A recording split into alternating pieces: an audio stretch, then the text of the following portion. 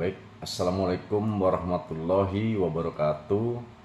Nama saya Dedi Prasetyo dengan NPM 25710003. Di sini saya akan membahas dua studi kasus kepemimpinan.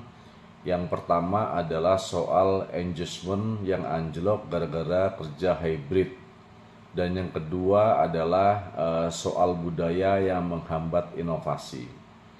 Kasus pertama, kepemimpinan adaptif di era hybrid. Nusantara Digital sempat sukses dengan kerja hybrid, tetapi setahun kemudian skor engagementnya anjlok dari 82 ke 61. Manajernya masih kontrol ketat dan fokus dengan output saja. Permasalahannya adalah self determination theory. Menurut teori ini, motivasi genuine muncul kalau tiga kebutuhan dasar terpenuhi. Yang pertama adalah otonomi, kemudian kompetensi, dan keterhubungan. Di sini ketiganya justru hilang.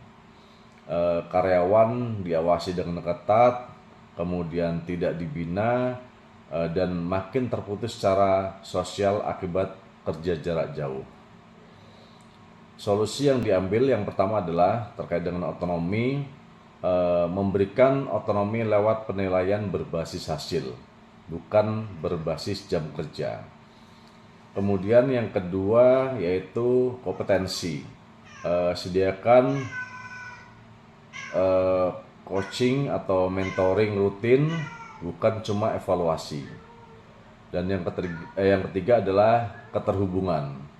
Rancang ritual koneksi tim secara sengaja, karena di hybrid ini tidak terjadi otomatis. Karyawan bukan kehilangan motivasi karena hybrid, tapi karena tiga kebutuhan dasar ini tidak dirancang ulang saat cara kerja berubah. Kemudian kasus kedua adalah budaya organisasi dan keberanian berinovasi. PT Hijau Lestari ingin jadi pemimpin industri hijau, tetapi hanya 5% ide karyawan yang diusulkan.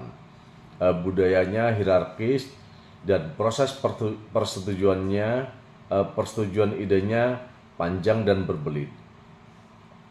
Akar masalah: setiap organisasi punya dua metode kerja, exploitation, menjalankan yang sudah terbukti, dan exploration, mencoba hal baru.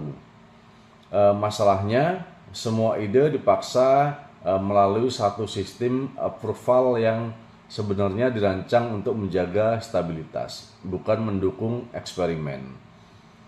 Solusinya adalah yang pertama, pisahkan struktur dengan unit inovasi dengan KPI dan jalur approval sendiri, terpisah dari operasional inti. Yang kedua adalah ubah metrik ukur keberhasilan dari jumlah eksperimen dan pembelajaran, bukan hanya tingkat keberhasilan. Karyawan bukan takut gagal, perusahaan cuma punya satu sistem untuk dua jenis kerja yang butuh aturan main berbeda. Kasus yang pertama ini menggambarkan terkait dengan memenuhi kebutuhan psikologis dasar manusia di lingkungan kerja. Kemudian yang kasus kedua adalah menggambarkan antara memisahkan struktur supaya inovasi punya ruang hidup. Solusi yang efektif jarang sederhana, dalam tanda kutip, jadilah pemimpin yang baik. Selalu ada desain sistem di baliknya.